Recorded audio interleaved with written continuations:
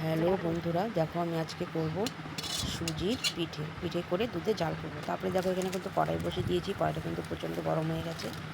তার মধ্যে এখানে আমি আধা চামচের মতো ঘি দিয়ে তার মধ্যে আমি এখানে 1 প্যাকেটের মতো সুজি নিয়েছি। গুঁড়ো দুধ দিয়েই আজকে আমি করব। দেখো সুজিটা কিন্তু বেশ একটু লাল করে, একটু হালকা লাল করে ভেজে নেব। ভেজে নিয়ে তারপর আমি এখানে একটু ভাজা কিন্তু হয়ে গেছে। অবশ্যই কিন্তু তোমরা এইভাবে বাড়িতে ট্রাই করো। তারপরে দেখো এখানে আমি জল দিয়ে দিলাম পরিমাণ মতো, আর এখানে আমি দিয়ে দিলাম 1 প্যাকেট গুঁড়ো দুধ দিয়ে এটাকে আমি এখন ভালো মতো মিশিয়ে নেব। মিশিয়ে নিয়ে তারপরে দেখো এখানে আমি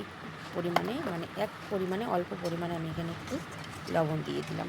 লবণ দিয়ে তারপরে দেখো এখানে কিন্তু ভালো মতো টকবক কিন্তু সুজিটা কিন্তু ভালো মতো ফুটে এসেছে।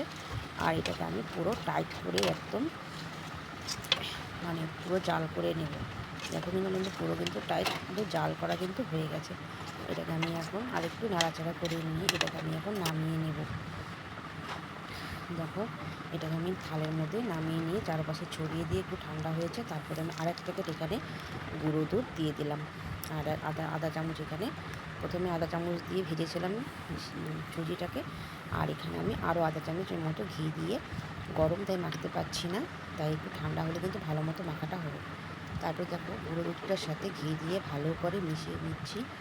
মিশিয়ে নিয়ে আমি আরেকটু গুঁড়ো দুধ দিয়ে দিচ্ছি।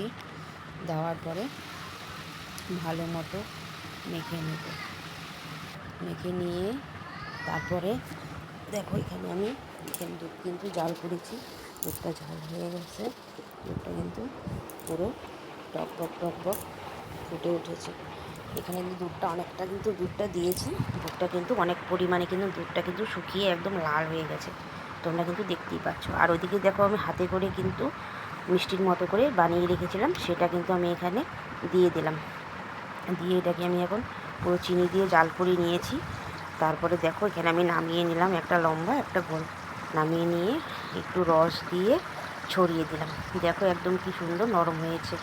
একদম খেতে কিন্তু খুব স্বাদ। একদম রেসিপি রেডি সুজির বড়া করে